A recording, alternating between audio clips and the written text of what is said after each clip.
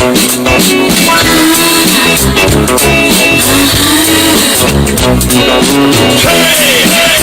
your life, I'm the one who takes you there. Hey, I'm your life, I'm the one who cares.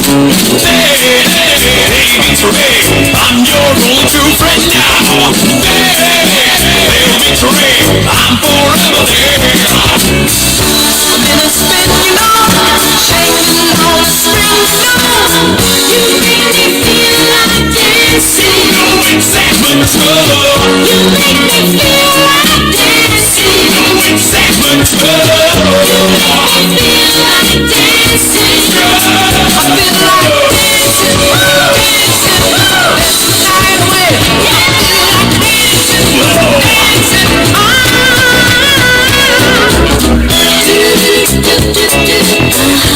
I'm your baby.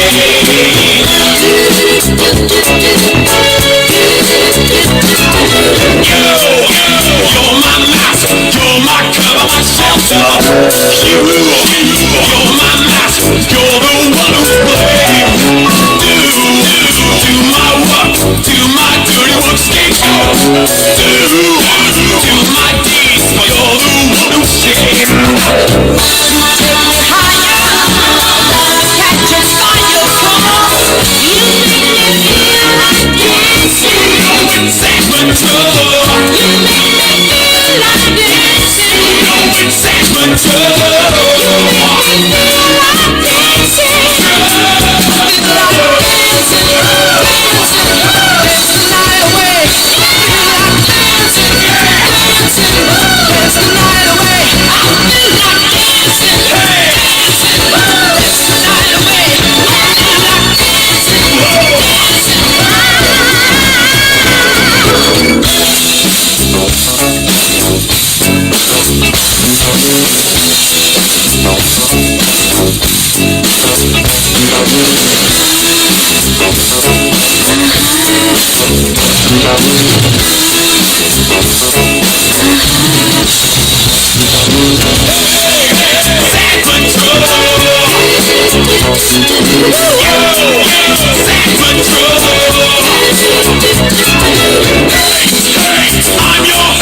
I'm your hate when you want love. Hey, pay the price, pay for nothing's fair. Hey, I'm your life, I'm the one who took you there. Hey, I'm your life, and I no longer care. Your lips stay, we'll dance our lives away. You make me feel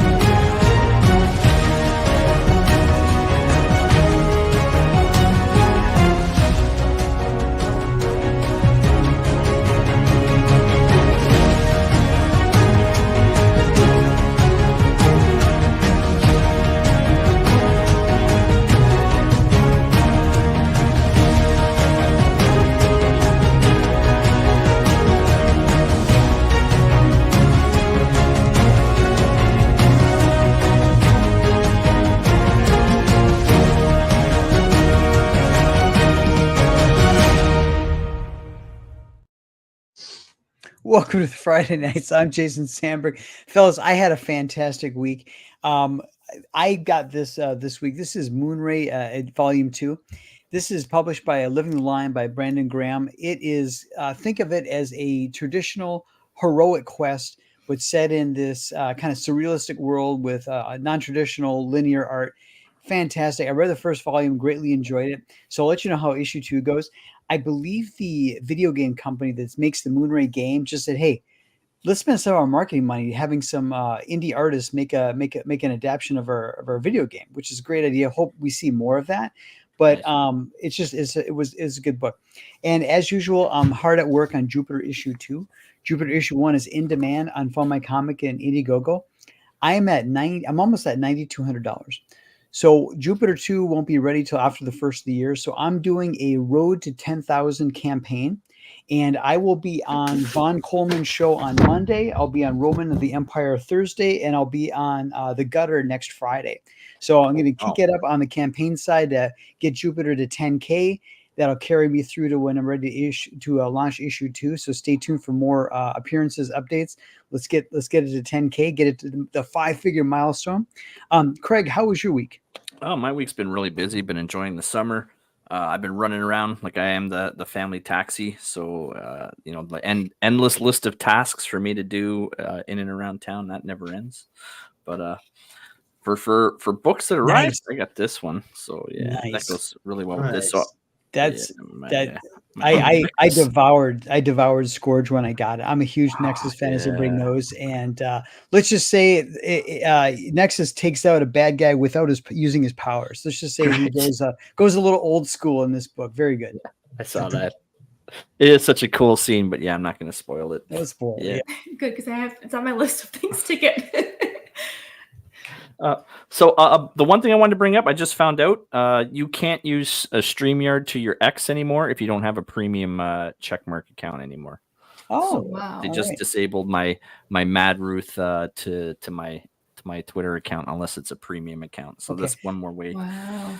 Good news. I'm a blue checkmark guy, so I can tell it's streaming to there, and maybe you can hook it up to what's that old app for the old people? Facebook. You want to try that hurdle again? Oh, geez.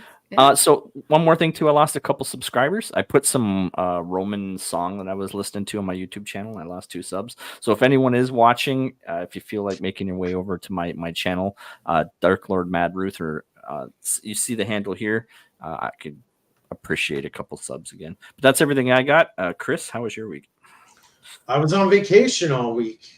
So nice. It was pretty chill, and I had a Nano 13 book signing at my LCS on Wednesday. Yeah, and it was lots of fun. Got to see a lot of cool people, and had them check out my book, and I was pretty happy with that.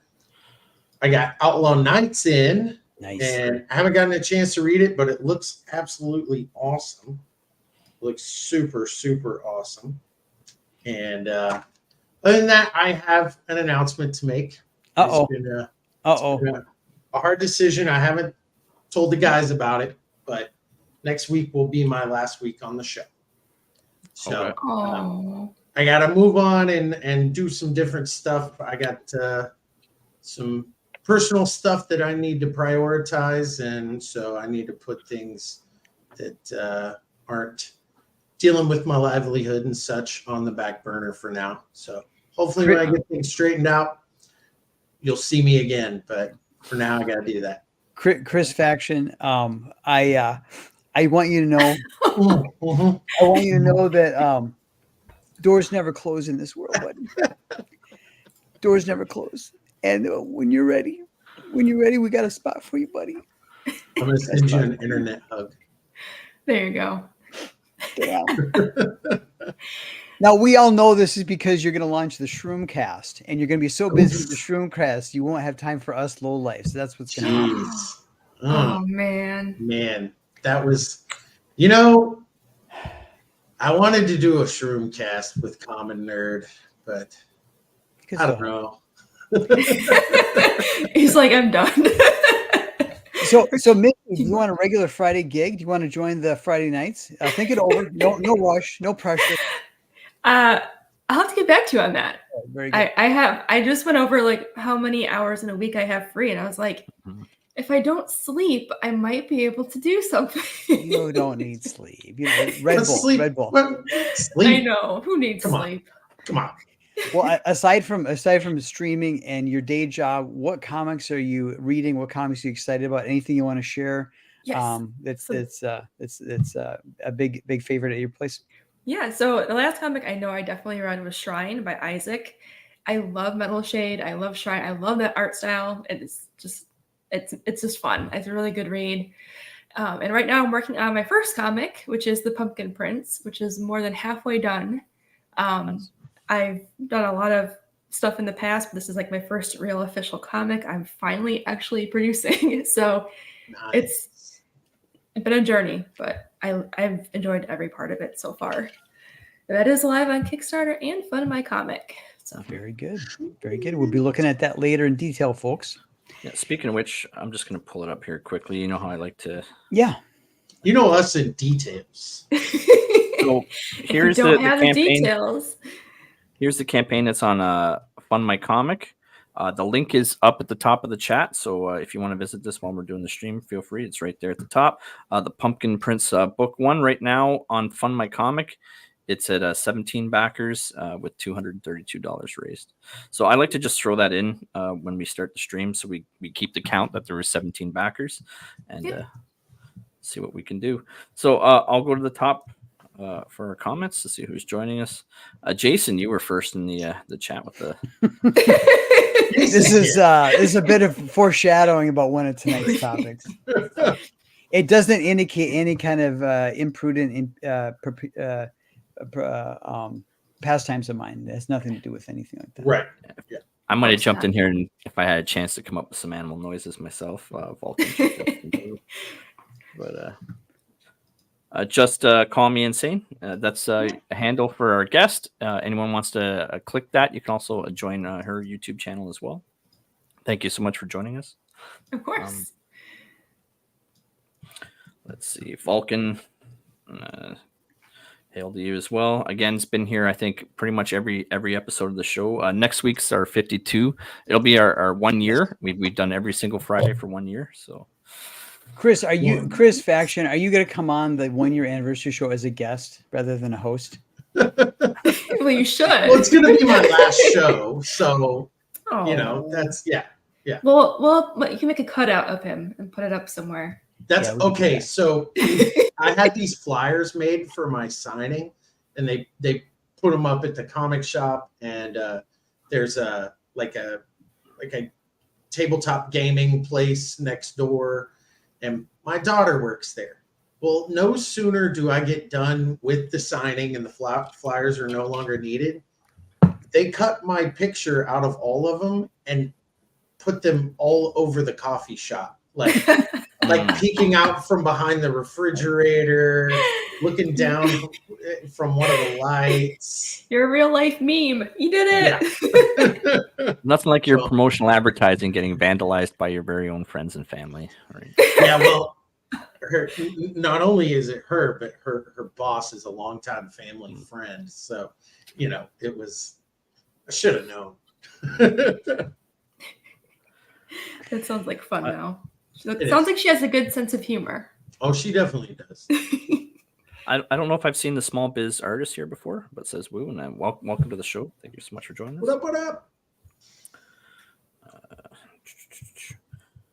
Good stuff. Was here stopping by. Says hi everyone. Yes, I am good stuff. I actually drove around about 15 minutes before the show, and I had to get a rip in there before I came on. So I'm doing Jackknife. Ben Van Vaughn cannot be my replacement. That's my daughter. Aaron's joining us. Aaron, he's launching soon. He is coming up. He is. I'm gonna get that voluptuous lady cover. But yeah, so that's pretty much all the comments that are in the chat. That's everyone that's joining us for this evening, and we have 19 watching. I think there is a lot of competing streams going on right now. So there are. Yeah. So everybody, Right, sorry. next week is our 1 year anniversary show. So we're not going to have a guest. However, we're going to have guests in the plural Yep. sense. Ooh. Mad Ruth is going to share the StreamYard link to those people who have been faithful watchers, and we might put in the chat here. And we'll have people take turns coming on who want to come on, spend 15 minutes, bust our chops, have some laughs, reminisce, all that kind of stuff, make fun of Chris Faction. And then we'll rotate people in and out. I think with StreamYards, you can do like a Brady Bunch thing with like 9 people or whatever. But point being, next week is going to be our 1 year anniversary show. So we're gonna party. Nice. Without you. But I'm gonna Chris be. Chris will be in the chat. Dang. I'm just kidding. Yesterday was my birthday. Y'all be nice to me. Oh, well, we had a happy birthday. Thank you. All right. What are we talking about? And not Atlantis. Oh, little No. do you know, sir. Little do you know. So our first topic tonight comes from Metro. Sheep start behaving very strangely after eating 100 kilograms of cannabis in a greenhouse. So what happened was the farmers' regular crops that they usually eat, they were wiped out, and basically the sheep are hungry. So they began canvassing the neighborhood looking for things to munch on. And then they discovered the greenhouse, which was, again, the very last bit of cannabis that he had salvaged, again, because that crop had gotten wiped out. And the sheep found their way in there, ravaged what was left of that, and then basically ran amok on the town, causing chaos, eating people's gardens and just helping themselves. And yeah. Dude, she just got the munchies, man. Yeah, I was just gonna say that's a serious case of the munchies. They can't help it. Poor thing. You gotta offer them your garden. That is a wolf's dream. Oh shit. Yeah.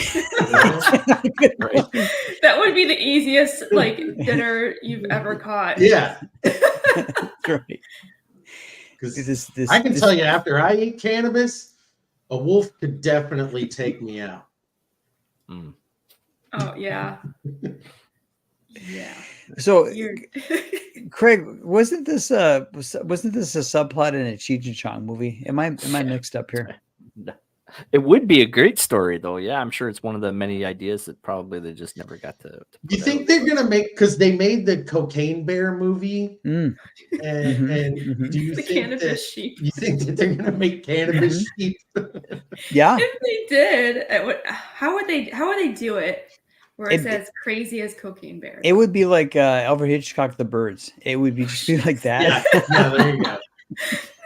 There you go. Someone's hiding in their closet, and the sheep's just like banging on the door to get in. There's like a hit of weed in the corner of like the closet or something. Like they just know it's in there. Yeah. Wasn't there is a sheep horror movie, right? Isn't it called Black Sheep? And they're like man-eating sheep or something. There's probably a ton of them out there. I don't know. I know there's see that their one. eyes. I know there's one like that, and then me and my daughter watched Llama Apocalypse one time. Wild. It's fantastic. I think there was a movie from like a year or two ago called, I think it was called Lamb, and like this couple have a baby that's like, I think a sheep gives birth to a humanoid with a sheep head, and it's like a devil or something like that, and the sheep are like, it's bad, this is bad, this is bad. It's bad.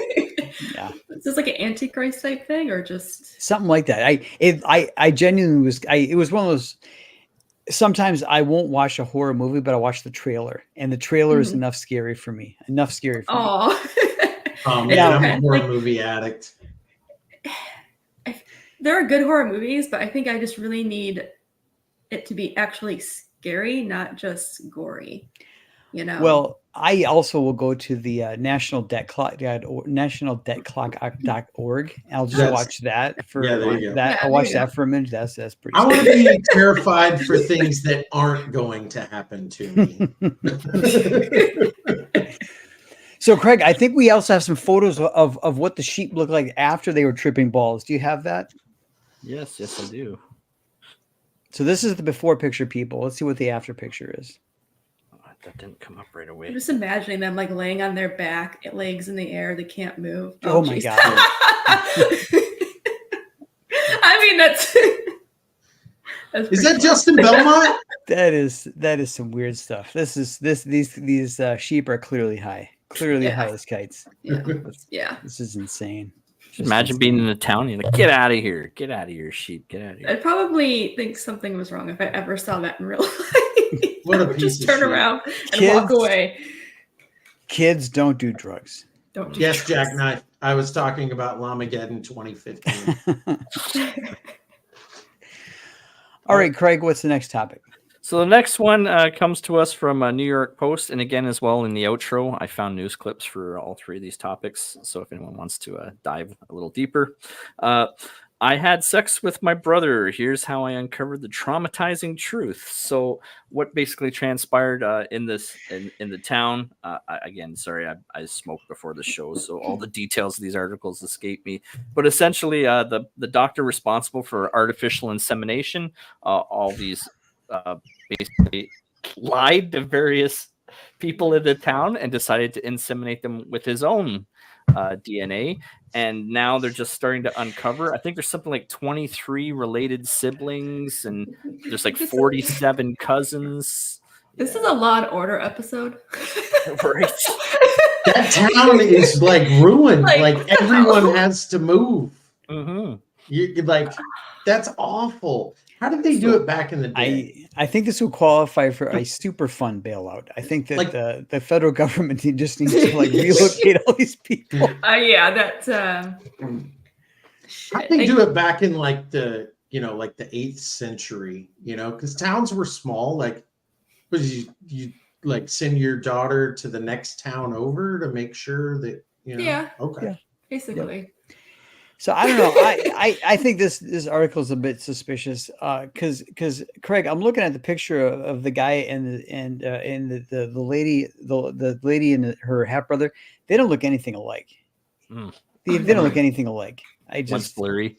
Yeah, Blurry. His face is a little flatter. Yeah, his face is flat and blurry. But I do like the juxtaposition that you chose. I like the photos you chose, Craig, because it is a clear juxtaposition between the elation on the bottom and the regret at the top. I mean, this is just beautiful, beautiful. In her defense, she didn't know, and she would have had no way of knowing even if she tried to investigate, because that information of who's the donors is private. It's only because of these modern DNA tests where you can submit your to ancestry.com or whatnot, and that's how it all of a sudden popped back. You have 7 siblings. Technically, there's supposed to be a log of donators to prevent this from happening. But obviously, he was not in that. Yeah, well, I guess because the doctor lied. Yeah. And Just so which fucked is up. Like, people never cease to disappoint me. Right. Like, my expectations are so low, and I'm like, they're not low enough. Right. Like, it's not at this. It has to be at the center of the earth low. Imagine like both these people, every time that they're like attracted to somebody, they're gonna like background check them before they even say hi to them. They're never gonna trust anyone again. Yeah. Oh, Is there a low level background narcissism that made the fact that they were genetically similar make them more attractive to each other? Anybody think there's a theory there? I don't want to think that far. I have. So I have heard. This is so gross. I have heard that hormonal birth control in like teenage girls can make them attracted to their brother, because at that age the brother is the protector, and so like subconsciously they that's what. Anyways, I think it's disgusting. Yeah, I think that about covers it. Yeah, right. So, Chris Faction, I think you did 23andMe, and the results came back as tiger blood. Is that? Yes. Yeah. Well, that sounds accurate. Yeah. Yeah, absolutely. My father was a tiger, and my mom was a human. So, it's a typical the god of I don't know. I can't Zeus. even think. Zeus. Well, Zeus. Did Zeus live where there were tigers? No, but Zeus would turn himself into an animal. True. Yeah. True. He would. And He then can move around. seduce He women. can feel whatever he wants. So. I thought you were So gonna say yeah, Tony, not Zeus, but- I'm a demigod. So Oh, you know, no. my I'm brother is sorry, Hercules. Jackknife. Me and Hercules, we go way back. Heracles originally. You know. Mm. Very good. Very good. Right. Okay, Craig, I've been sequestered, as everybody knows, so I really have not. I really need to be caught up on the news. What's our next news So article here? This one, again, I don't know how to weigh in on this one, but here it is. Associated Press. These Picassos prompted a gender war at an Australian gallery. Now the curator says that she painted them. So in another one of those, whatever you call it, culture war calamities, this artist created a studio that was exclusive for women only. And the precious artworks that were in the studio were women could only view them and see them. Men were not permitted in this space. So then they went on to say that they had original Picassos. They had like ancient spears. They had like rugs, and all the stuff was fake. Everything was fake. Mm-hmm. None of it was genuine. But in any case, it was enough to upset someone that they filed a lawsuit, basically saying that this is sexism, like you can't prohibit men from going to the studio. So she moved the artwork into the women's room, so that when men got into the museum, you know, it's in the women's room. And then, anyways, the gig was up. Somebody wanted to interview, and she finally spilled the beans and said, "Yeah, all this stuff, I just been making it up. This is a form of art into itself, excluding men as a Performance art. You know how they got found out, right? No, Harrison Ford walked in and asked if they had any tapestries. Missy, in the 1920s, for some strange reason that even he does not know, Picasso married a Russian ballerina. Her name was Olga. Mhm. And needless to say, he did not speak Russian. She did not speak Spanish. They both spoke broken French. It led to a very tumultuous, very toxic marriage, which actually ended in a separation. And prior to the divorce, Olga took several dozen of Picasso's paintings and took them as collateral. And Picasso went before the divorce court judge and said, "Judge, Your Honor, I need you to force Olga to give me back my paintings." The judge said, "Well, why?" And Picasso said, "Well, she could rip them with a razor. She could throw paint all over them. She could vandalize them." And the judge responded with, "Who would know the difference?" Oh, shit. That would be the worst thing to hear. Oh, total blow to the ego. Yeah. So Craig, was Picasso a ladies' man, or was he a cad? What was he? I'll be honest, I'm not overly familiar with the life of Picasso. I'm more of a Salvador Dali. Go pick your own asshole. I'll leave that question to Chris. Yeah. No, that's from was it Beavis and Butthead Do America, I think. When somebody says something about Picasso and Beavis goes, "Go pick your own asshole." So tonight we're gonna play a little game called Picasso or No. And what we're gonna do is we're gonna look at some Picasso. Picasso. We're gonna look at some paintings, which you may believe are Picassos. They could be Picassos. They could be fake Picassos, just as fake as this lady's Picassos. And we will take a look and see if we can discern whether or not it's a true Picasso or not. I like that idea. Yeah. So is it Picasso yes and Picasso no? Yeah, it's Picasso or no. Okay. Picasso no. Picasso or no. And there is the master. There is the master. No. All right. So this Picasso is from his Blue period. This is one of the first occurrences of the Minotaur in his art. The Minotaur became more prominent in his 1930s neoclassical period. Do you guys think this is a real Picasso? No. Is that Van Gogh in there? Yeah, it looks like it. That's what I thought. I'm like, no. Okay. You are correct. This is not a Picasso. All right, next. Okay, so this Picasso is. Oh, wait a minute. It's upside down. It's upside Is this down. upside down? I think this is upside down. It Can is anyone supposed to be upside down? I don't know. Usually We'll means never it's- know. Look, Craig, it's a message on the turn back. it. There you go. That's there we go. That's a Picasso. This is a Picasso. Missy, is this a real Picasso? I'm gonna say no. Craig, is this a Picasso? I'm gonna say no. It looks too much like that Elon Musk photo that he tried to have. Chris Faction, you're a man of culture. Is this a Picasso? Yes. Chris Faction is correct. This is a Picasso. This is a Picasso. All right, next one. All right, so this is Picasso during his Monet period, which kind of dovetail with the Blue period, which was an antecedent of his Rose period. Chris Faction, is this a real Picasso? I'm gonna say no. Missy, is this a true Picasso? I'm also gonna say no. Craig, I'm gonna say no as well. I don't think that's his style. you are all correct. This is not a Picasso. You would not have been fooled by that Australian chick. You would not have been fooled. The shadows are too harsh on the ladies. That's not no.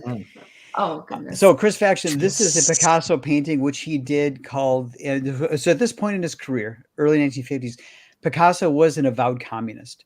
Now, while he charged exorbitant fees for his paintings, while he never actually helped any poor people or any working class people, he was an avowed communist and a supporter of Stalin. Even though he was living in the comfort of Paris, he was a communist. When the Korean War broke out and the American troops began to liberate the peninsula, Picasso painted this painting. It's called Massacre in Korea.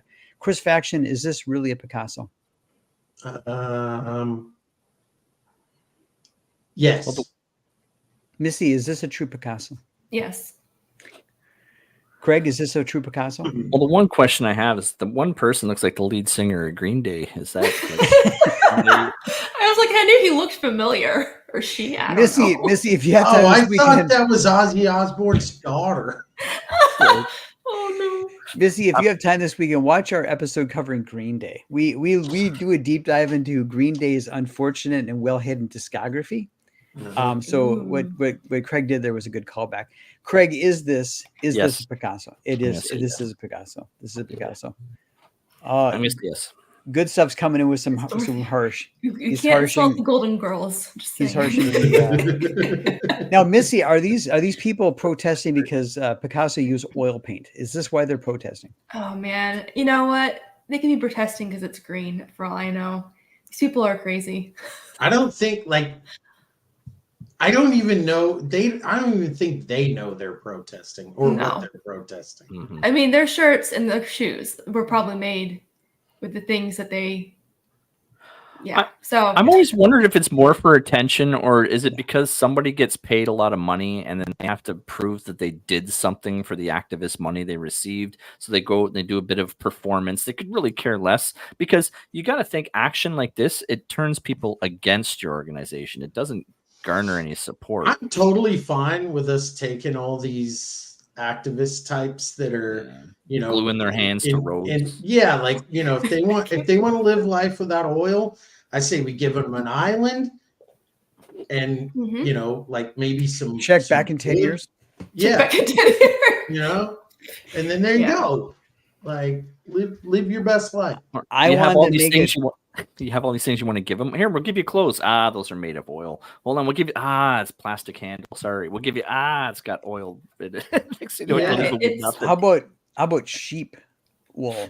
Well, there you go. You can take all the stoned sheep and give them to these people, and then see what happens. People don't even know how to make their own tacos.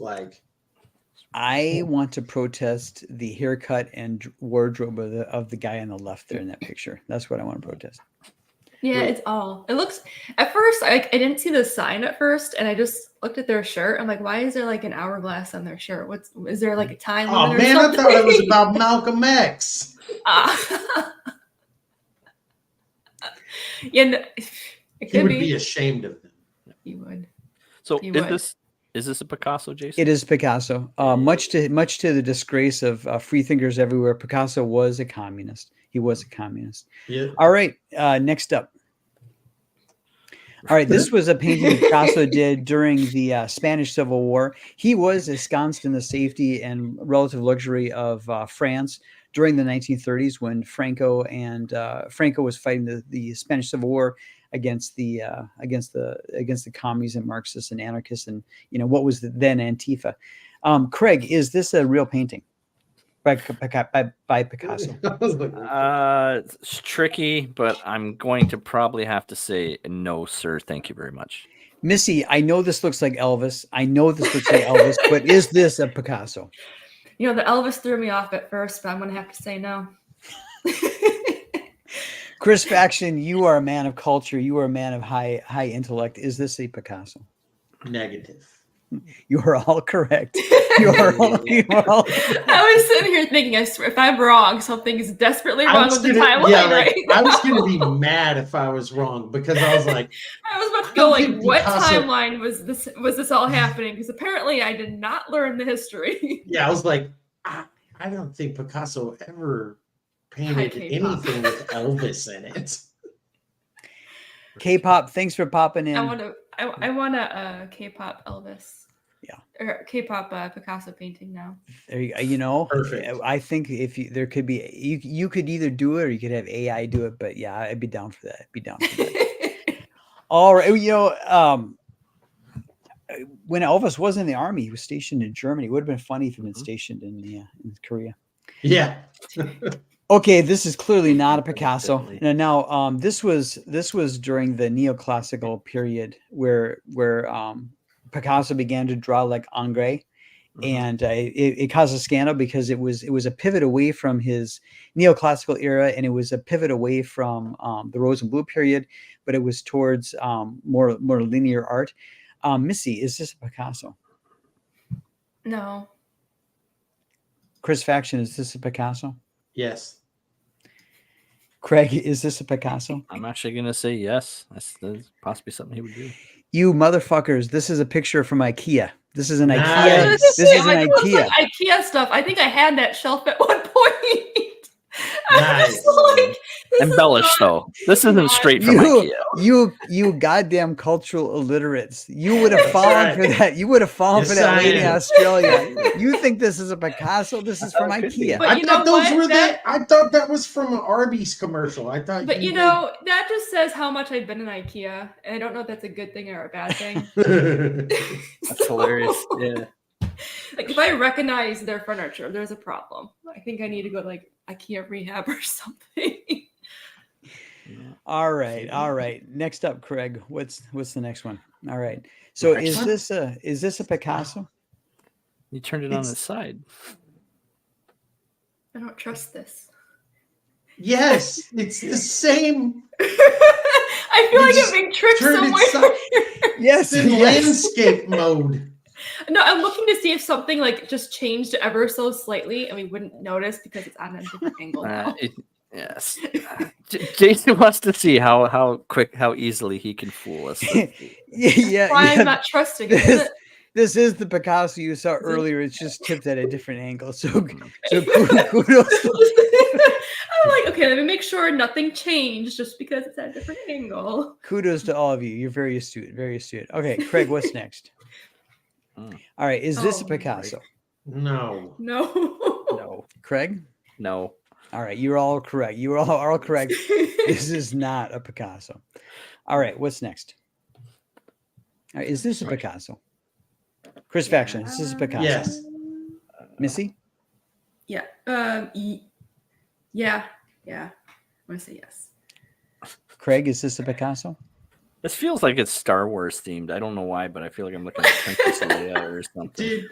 Dude, she's got a nice rack, but her face. You are part of the Rebel Alliance and a traitor. Take her away. Yeah, I'm going to say no. Okay, this is actually a Picasso. What? It's probably worth several $1 million. I don't like it. Is a Picasso. My art history class is finally paying off. There you go. All right, I think we've got one more. Yep. Yes, you do. Is this a Picasso? Oh, wow. Absolutely. Let's go figure. This 100%. Is the most difficult one you've given us. Like, look at that. That was the last thing he Sorry to ruin painted your before he joke. That's died. funny. Yes. Yes, this is his field with crows, as it were. This is the last painting he did. So you're all got me. unanimous. You got me. This is not a Picasso. No. No. Correct. All right, you're right. You're right. Because Picasso died before Star Wars, so He that did. was the clue. That was the He clue. did. And we don't mourn commies.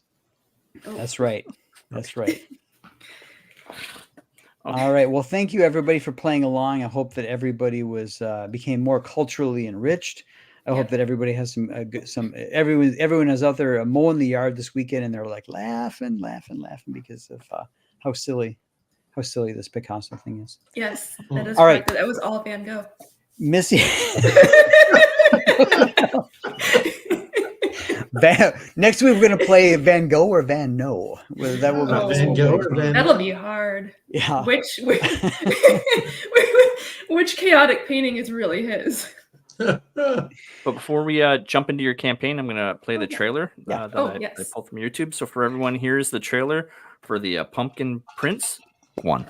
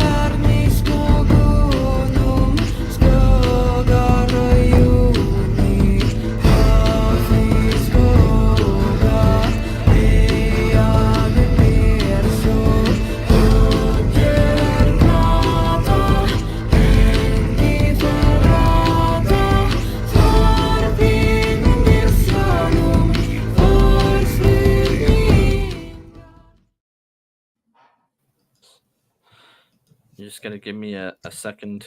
I'm doing something in the background. No problem. No problem. One failure. Boom. So, oh, thanks you, Jason. You're welcome. Guys, I found since we're, just dicking around, I found one of my old songbooks. I was digging through some stuff Okay. or whatever, and man, this is some gold, Thank you, Vulcan. I've written some really good stuff. I'm just saying. So going back to the campaign that we're going through at this time, the Pumpkin Prince, pulling that up, we went from 17 backers. We are all the way up to 20, so three back. Back so far. Yeah. So Missy, tell us about your origin story as a creator. When did you first come across comics? When did you first decide you wanted to create them? Tell us about that. So comics have been something I've always been interested in, way back when. Due to coming from a more financially tight household, it was not always something easily accessible. So a lot of stuff that I had to get was either manga or I had to go to the animated series, a lot of like Justice League and stuff, which absolutely I grew up with and has a really solid place in my heart. And just going through and being able to read the manga and then eventually going to some of the more Western comics, it's just, I've always been tied to the art and the way the storytelling is done. And it's just so unique. And I love looking at every single panel and seeing how much is in there, seeing if I can catch anything that story-wise that they haven't like talked about or mentioned that might actually play later, like hints and Easter eggs and stuff. And it's just a really fun medium that I've always wanted to take part in. And I do a lot of writing. I've been writing stories for a long time, mostly just for me. And I decided, you know what, I think I need to take it to the next level and not just write something for me and actually put it into comic form, because I couldn't like let it go. Like it wasn't leaving my head, Okay. So I'm like, all right, it's time. It's time to put it out there. So I think I spent I buckled down and spent a good 2 months on the story first draft. And then from start to finish, I think maybe 2 years until this point. Wow. Yeah. And I really, really wanted to make sure I had a solid idea. And only a fraction is in book 1. So I basically have book 1 through 4 pretty much nailed down. okay. So yeah. Heck yeah. Yeah. Are you the artist as well? Yes. Yes. Fantastic. I am Fantastic. the artist and the writer. I'm the jack of all trades for this one because it is my first, and I want to make sure I can actually deliver without running into financial problems. So I'm trying to just get this out there, gain some readers, and hopefully in the future I can bring on some others to help in some other areas like lettering or helping with flats or something. So how many pages are you aiming for this? This one I think is about 34. Okay. And then yeah. Cool. My actual script for the whole first couple books is about 96 pages. Or no, I'm sorry, 60 pages. Okay. No, So- next week, Jackknife, not this week. If we let you in. If If we let you in. you have to give them the Van Gogh test before you can let them Yes. That's another one. The worst part is I've been to the Van Gogh Museum and I'd probably still fail. So. Oh no. Yeah. He's the one without the I'll ear. be your color friend. You just let me know, like, hey, is this right? There you go. So right now I've got the rewards up. So the reward tiers of $5 you get a digital. That $10 one is sold out. I noticed on your campaign. Yes, that's correct. For $15 you get the physical book, and then for $10 trick or treat goodies only, no book unlocked at $1,500. Do you want to touch on what that is, or? So before the economy really tanked, I've done campaigns in the past. This isn't my first campaign at all. So I know I've been able to achieve pretty high goals before. So with that in mind is where I started doing a lot of the rewards, but the economy has just gotten worse. So I'm going to actually think about revising some stuff to make it a little more financially friendly on people, because I know things suck right now. Yes. So I think the stretch goals are still achievable. I do have the Kickstarter, so as far as I know today, this is fully funded for all the costs. Okay. For sure. And then, yeah. So that's that. And then I did add like an Excel snapshot of the progress. I like to be as transparent with this stuff as possible in my campaigns, where I'm like, this is exactly where the money's going. This is how much that will be spent on this part. I always make sure I have extra funds available for mistakes and stuff. Like I am really big on delivering to the customer and making sure they get what they paid for. So, and that's just some extra stuff on the bottom from past campaigns. Just a few extra goodies. And then my Etsy shop, as well as a link to past Kickstarter ones, so you can actually see how I've done them in the past and communicated and delivered. Are we going to get a Picasso pinup? It actually sounds really fun. You know what? I can do a Picasso pumpkin sticker. There you go. Will there be a Pumpkin Prince NFT? Oh man. Ask me in a couple years. There you go. That's the right answer. Do you have anything else you want to talk about with regards to your campaign? Yes. So I'll talk about a little about the story as well. So it's basically the first introduction of this world and Pumpkin Prince and the false spirit, and she's calling on the guardian. And typically, a guardian knows exactly who he is, what his role is. He can just jump right into it, right? Mm-hmm. But something's wrong with this one. He doesn't know who he is. And as you see in one of the pages there, he looks pretty fucked up, and that's not normal. So she starts to question if something's wrong with her. And if something's wrong with her, that's really bad. Because without her, there's no one to help protect this world. So, yeah, that's the start of book one. And we get to see why he was like that and how he got his name. And I'm really excited for that. I'm actually going to be starting those pages really, really soon. And I cannot wait because they are my favorites for book one. So I have a Craig question. go down. I have Yeah. a question not related to anything that we've talked about at all tonight. Hit Is me. the Sorcerer Supreme just like him with sour cream? Mm-hmm. It Okay. sounds like it. Yep. All right, Yeah, it's cool. you pay like $1 more, but yeah, pretty much. Okay. Craig, could you go? I think it was go up just a hair, Up. right there. Sorry, that right there is a great page. Thank Yep. you. Great page. There's I can great angles. I don't know the full story obviously, but good contrast, good composition, great page. The Thank you. shading on the back of the guy. Yeah, great Thank you. page. But I was like hyped up by caffeine and as much like Viking music as possible to get that page done. I was like, yes, this is intense. I'm Perfect. sitting here. I'm like, yeah. And I'm like, my friends are trying to message me. I'm like, I am too busy right now. I got some stuff to do. Nice. Very cool. But there That's will how be you more do it. pages like that. And this is going to sound weird, but I cannot wait because some of them will not be until the next book. And it's driving me nuts because those are like they're going to basically be the intense moments to kind of like to just really project this story because there's way more that I'm not even saying. Just I like have that 3 pirate. plots in this. There's a main and 2 subplots. Ooh, side quest. Yeah, and it will all be hidden in book 1 without being overloaded. I worked really hard to make it like that, so yeah, I guess it's I don't know. I am kind of proud of it. Cool. Should be. I'm really hoping that everyone is excited as I am when they get to read it. So That's awesome.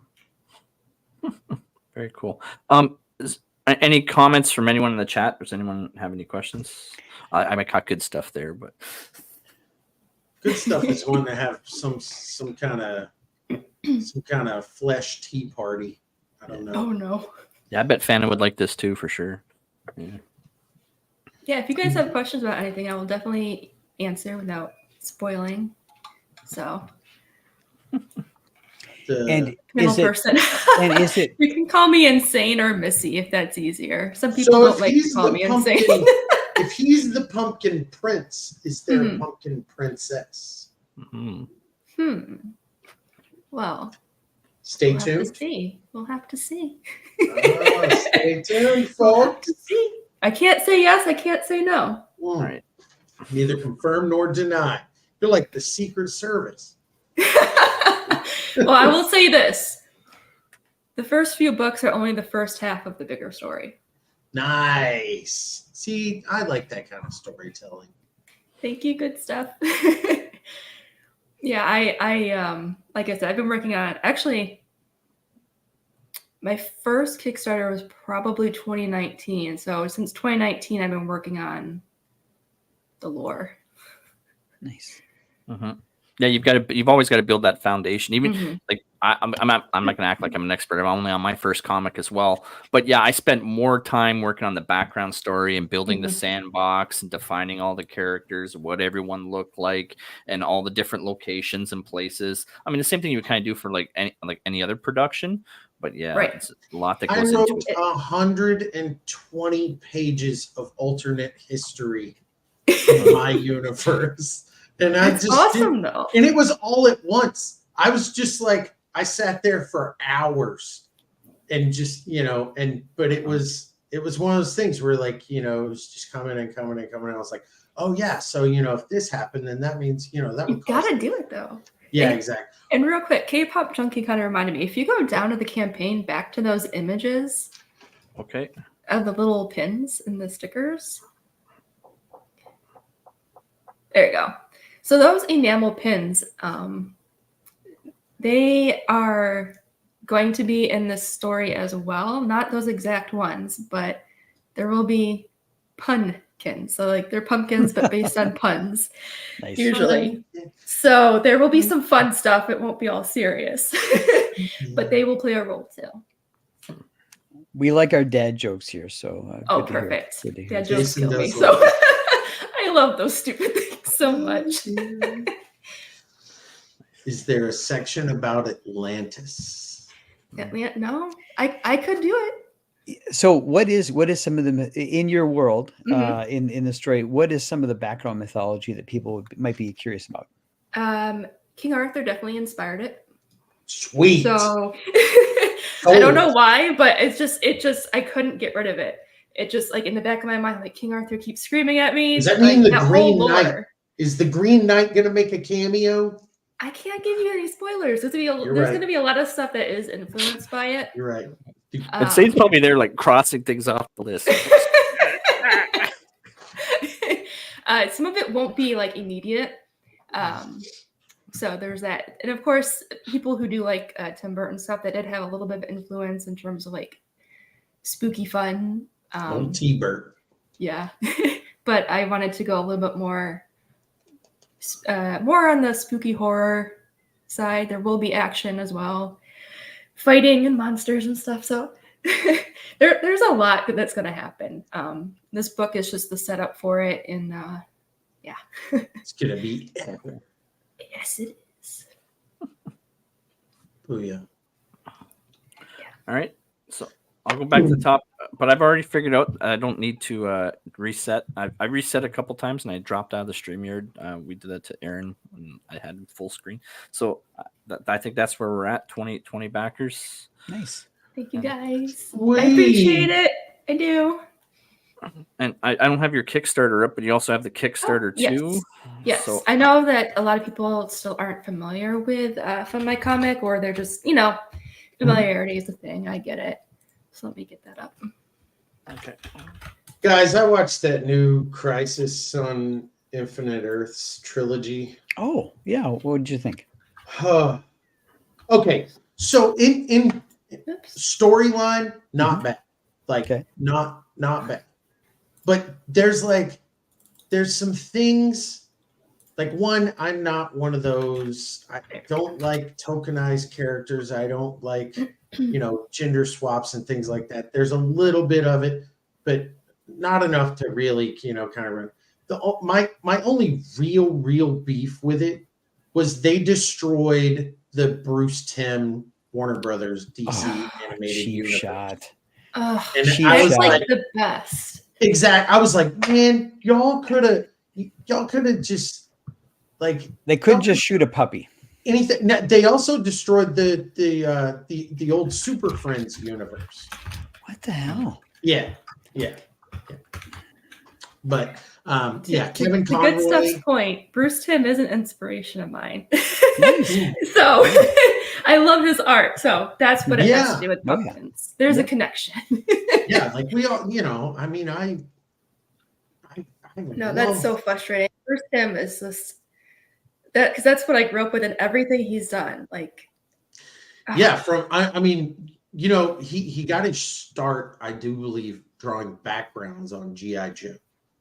And then his big break was when he got Tiny Toons, and that show was like super popular when it first came out, and that's what caused him to get Batman the Animated Series. And from there on, like, it's like legendary show after legendary show. yeah. For The story was just good pacing, and the characters felt like you would expect them to be. Yeah, I will say this though, and a friend of mine mentioned this when because we were talking about this new Batman animated series and how it looks kind of like it's nostalgia bait, like from the look of it, but it's supposed to be like Batman in the 40s or something. Apparently, it's Bruce Timm's putting it out.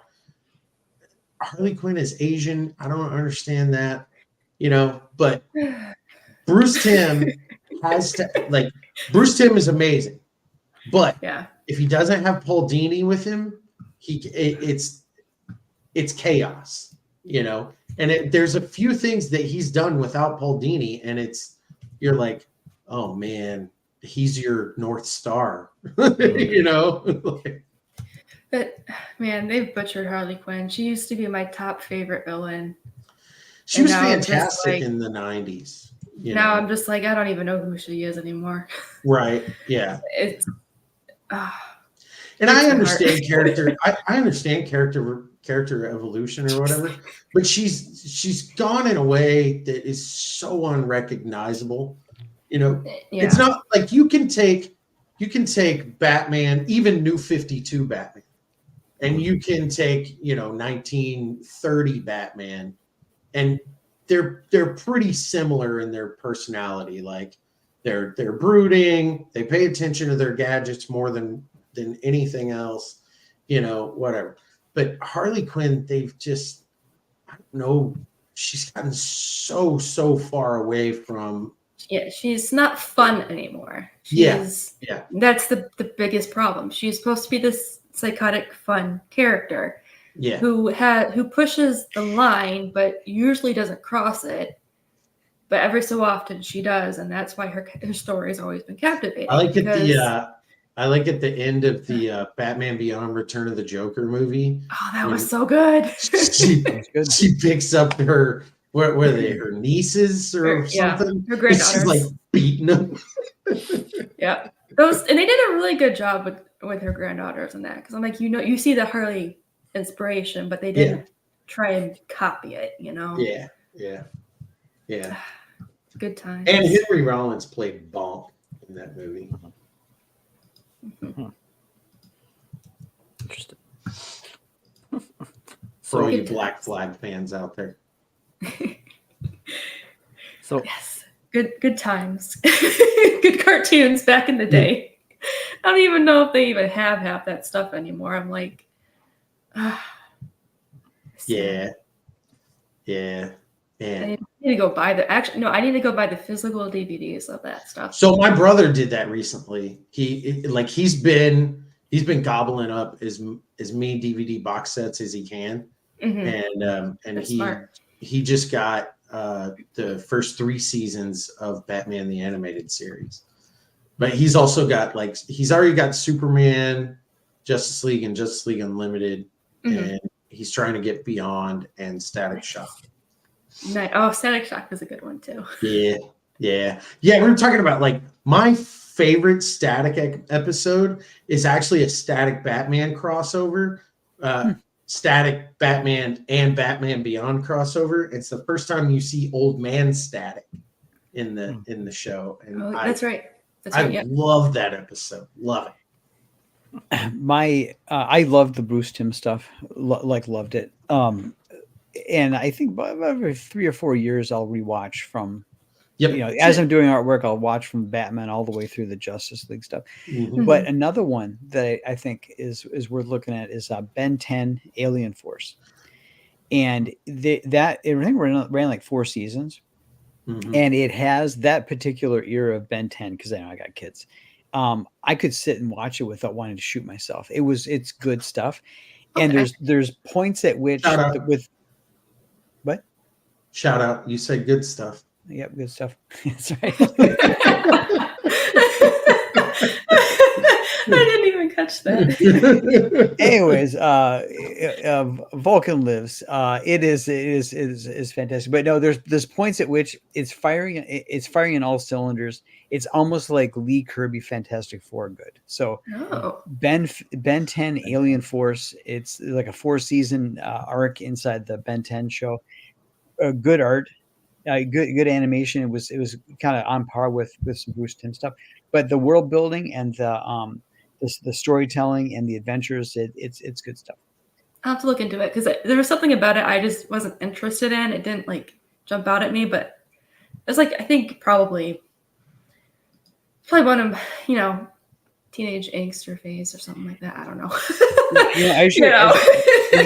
As you're doing artwork, if you got an iPad next to you, just get it rolling, and after about 3 or 4 episodes, you'll find the rhythm, and you'll be off to the races. Yeah. I'm in a phase now where I'm trying to give more stuff a chance, stuff I didn't like, but years ago. Now I'm like, oh my gosh, what was wrong with me? This is amazing. So that could be another one. Did y'all watch that? I think it was early 2000s. Legion of Superheroes show. Yeah. I think it was only 2 seasons. Yep, 2 seasons. Yep. It was awesome. It's very good. I Very good. Yeah. loved it. Especially there at the end with Brainiac. Like, oh man, that was so cool. And I've got the first season on DVD, and I was waiting. And like every 9 months, a year, I go check the WB site to see if they were going to release season 2. And I think they finally did. I haven't picked it up yet, but yeah, I highly recommend that as well. Nice. What did you guys think of the Batman? I don't think I watched it. Yeah, it was so like unanimous. No, my daughter was like, is that the new movie with Sparkles there in it? No. There's the cartoon that came out in mid 2000s. Yeah, mid. Wasn't it from the creator of the Jackie Chan show? Yes.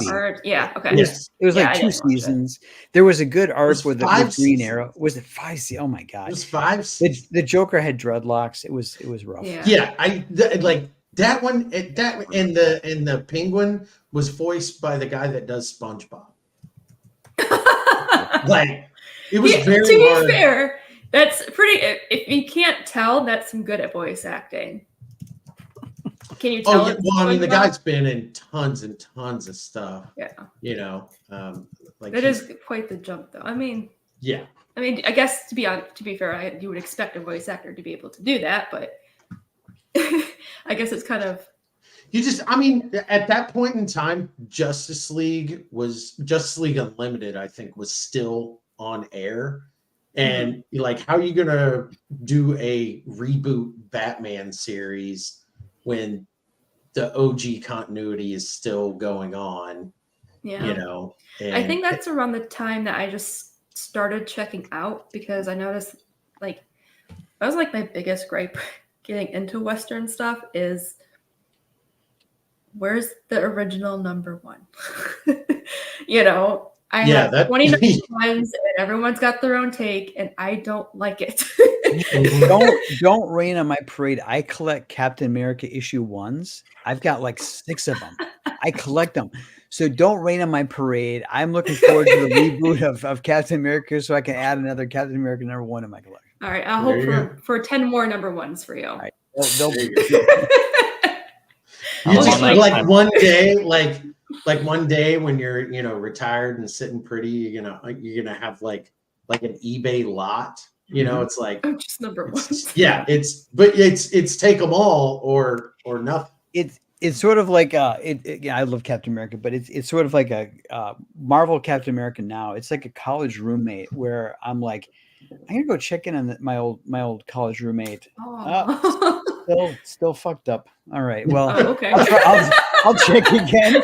I'll check again. I'll check again in 9 months to a year. I just watched. And it's like it's a new number 1. I'll go. Okay, here we go. So basically, he's drunk. He's so drunk he's passed out. You're just making sure he's still breathing at the bare minimum. I just watched the preview for the new Captain America movie, the one with Falcon. I wanted to go to the bathroom out of my mouth. It looks so awful. You have a strong will, I guess, to watch that. I've stopped. I tapped out a long time ago. I was just watching a YouTube video of like upcoming movies, because there was like a few that I was like, I don't know what that is. So, you know, I'm just gonna watch, you know, one of those trailers. Even Gladiator 2, like I'm a huge Hannibal fan, but I'm like, they're gonna ruin it. They're gonna ruin Dude, Hannibal's story. He was from where? Carthage, right? Yes. So one, and don't get me wrong, I love me some Denzel, but Denzel's way too old. Yeah. To be playing a 30-year-old at that time. Yeah. And he's a little dark to be Tunisian. But hey, whatever.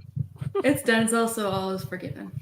Yeah, that's pretty much like that's what people said about Idris Elba playing Heimdall. And you know, and I was like, you know, it's kind of disrespectful to them, because you guys know me, I'm a big history guy. I don't like, there are a few exceptions when like the show Black Sails. Mhm. They took like real historical characters and then fictional characters, like Long John Silver, and they made this mashup and did this kind of faux period piece. Yeah. Like that's fine because it's kind of like a legendary story. I like it. Same with Vikings. Yeah. Where 90% of that stuff in Vikings did not happen the way, But I'm like, okay, Space Wizard. and laser swords. Space Wizards and lasers. All right. Do we want to check the Right. campaign one last time, see if there was any straggler backers? Sure, I'll pull her up one more time. There's people are calling out for the link to the campaign. Oh, okay. Sorry, I'm like periodically looking at chat, guys. So, yeah, we're still at 20. Awesome. But, I'm more than happy with that. so the link is at the top of the chat. Some person, you just go to the top of the chat. It's pinned to the chat. So Pinned on up there. I mean, for real, they did that, like they put Rollo in the Viking story, and like one, the guy was so large in real life, he was so large he couldn't ride a horse. So his nickname was the Walker, and they have him riding a horse all the freaking time. And I'm like, no, and he's the great grandfather. Was it great grandfather? Yeah, great grandfather of William the Conqueror. And I get. Stop it with history, man. I get it. stop embellishing. Yeah. All it's- right. Do we want to watch the trailer one more time? For the campaign, sure. Yeah, let's watch the trailer again. I want to see it. For some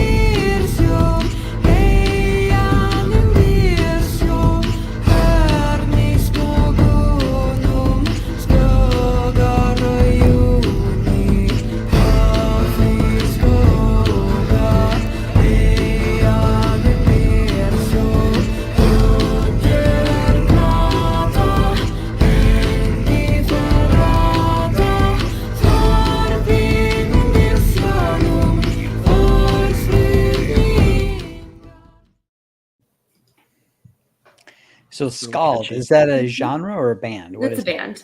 it? Okay. I don't know what happened, but they came into my feed one day and I was like, it was meant to be. So most of their music is what I listen to when working on the pages. Okay. It's just got that really intense undertone for a lot of the scenes that have to be intense. Mhm. So, and it's, reminds me of Viking music and then like the lore and the magic. What is it about people that live north of the Arctic Circle that they know how to throat sing? I don't know. I don't even know if they're like, I forgot where they're actually from. I don't think. That's I don't know. Isn't it Mongolia? Mongolia, they do that. Well, Mongolia is known something to for do it. with trying to stay warm, Mongolia is known for it, but they throat sing in Scandinavia as well. Chris, with the pole shift, pretty soon we're all going to be north of the Arctic. So, Yeah. Yep. All right, so right. now we got to practice our vocals, is what you're saying? yes. Yeah, exactly. Okay, so everybody, this weekend, your homework assignment as you catch us on replay is to watch, go check out Missy's campaign, go back, and then if you back, tag her so she can signal boost and share the link and so forth. We've got 32 people watching live. Craig here broke his Twitter, so we're not streaming to Twitter, so he's going to fix that, or maybe he'll start streaming to Facebook. We'll see what happens. This is Chris Faction's. No, next week is Chris Faction's last show. Yep, which is our 1 year anniversary. And as I mentioned at the top of the show, we're going to share out, Craig behind the scenes will share the StreamYard links with our Twitter buddies. But during the show, those longtime fans like Jackknife, maybe Jackknife will take the StreamYard's link and come on and reveal that he's actually Jacqueline. And my dreams will come true that Wishful thinking, right? that Jacqueline Knife is secretly stalking us and is lovely. Oh, no. So that's my fanfic for the show. Well, we'll see what actually happens. But Aaron I heard that and Jacqueline Belmont and Vulcan are actually they're married. could be. Stranger things have happened, or maybe they're brother and sister and don't know it because of the. It's a little Oh bit. no, you're gonna there's so lose many our- people from that article. You're gonna lose our two most loyal fans of the show. Burn it down. Burn it all down. It'll be the next. Oh no! Oh my god! All right. So next week is our 1 year anniversary show. So we hope to have many of you on who have been past guests or are in the chat. For those of you catching in a replay, thanks for watching the show, and check out Missy's campaign. Go back the book, and when you back it, tag her and Signal Boost. Craig, Yes. anything you want to shout out before we wrap up? No, other than just help support creators any way you can. Like I said, that these PDF, these $5 ones, in these economic times, they're very easy to grab. I like them because I can read them without my glasses. I am starting to actually get used to these e-comics and reading them. Okay. Last time he threw me so many extra free comics. I mean, he did to everybody, not just me. But yeah, support artists any way you can. Same with our YouTube channels. If you can get on YouTube channels and subscribe, it really does make all the difference, and it's what motivates us and keeps us going. But again, Missy, thank you so much for joining us for Friday nights and the 33 people that were watching. I hope everyone has a good weekend. The outro is the news stories that go to our 3 topics. So on that note, join us for our 1 year anniversary next Friday, and have a great weekend, everyone. Bye. Take a look at yourself in the mirror and cry. What you doing here?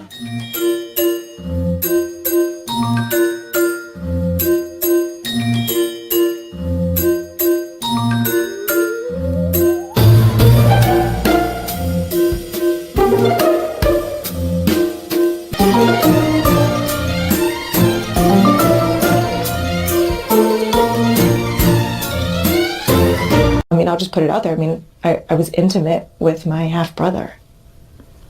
But you didn't know. We didn't know. Yeah. They couldn't have known.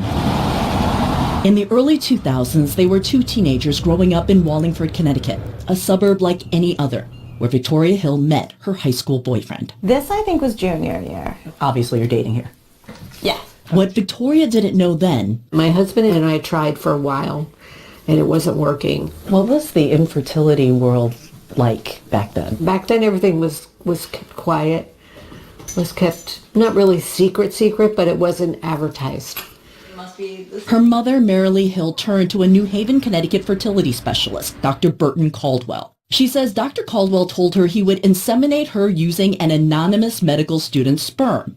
Hill got pregnant. There's babe me. I kind of Until recently, when Victoria took a commercially available DNA test, curious about her health history. To her shock, she found half-siblings she never knew existed. One of them reached out, revealing their biological father is Dr. Caldwell. When I opened it up, it basically just kind of put out there, what you're seeing is some half-siblings because we believe that the doctor that did your mother's fertility treatment might be our biological father. Victoria's high school boyfriend, who asked his identity be concealed, was also donor conceived. His parents also used Dr. Caldwell. The boyfriend took a DNA test. He texted me and it was a screenshot of the 23andMe connection and it said, "You were my sister." What? We're siblings? So She continued to find more brothers and sisters, all discovered through DNA, all connected to Dr. Caldwell. yeah, I've slept with my half-sibling. There were 4 of us that we know of in the same high school. Another half-sibling, we went to the same elementary school, and that's just in the 23 that I know. Victoria's story is a worst-case scenario in the fertility field. The FDA regulates sperm and egg donations, but doesn't limit the number of donations nor the amount of offspring, vastly behind some Western countries with tighter controls. And when it comes to doctors using their own sperm without patient consent, there's currently no federal law, and only 13 states with existing fertility fraud laws. Victoria and 2 of her half-sisters say they are Caldwell's biological children, all born within 4 years in the 1980s. It's only through commercial genetic tests that they can track their growing numbers. None of us knew, and every single time it comes up, we end up having to relive what that experience was like. So Janine, you went and saw Dr. Caldwell. Yes. You snapped a picture. Mm-hmm. Why did you take a picture? I wanted proof, but I still, when I see that picture, it's this sick feeling. I felt strongly that I had to meet him to make him and the whole situation real and try to make it make sense. Janine Pearson filed a civil lawsuit against Caldwell last year. It's all she can do for some sense of justice. In this space, some of the highest value paintings in the world are in this space. We have Picasso's, Sidney Nolan's. When Kirsha Keschler created the Ladies' Lounge at Mona, she said it gave women exclusive access to some of the world's best art. But it turns out the Picasso paintings she bragged about, she'd actually painted herself. If you're going to palm something off as something else, maybe don't choose someone as famous as Picasso. They're going to lose all credibility. I know they're there to shock. Oh, I think it was done in the spirit of art. The artworks originally lived in the gallery's female-only lounge, but after a legal ruling that men be allowed in, she had to have them moved to a female-only bathroom. Miss Keschler came clean in a blog post saying she had no choice but to explain that a journalist had made inquiries and that a letter had arrived from the Picasso administration, and the Picassos weren't the only fakes. She also admitted that spears from New Guinea were new rather than antique, that some pieces of jewellery were more plastic than precious, and that a mink rug was in fact low-grade polyester. And this is a feminist space devised for women to do what they want to in it. So I think in terms of artistic practice and a political statement, I think it absolutely fits with that and is appropriate, I think, in that context.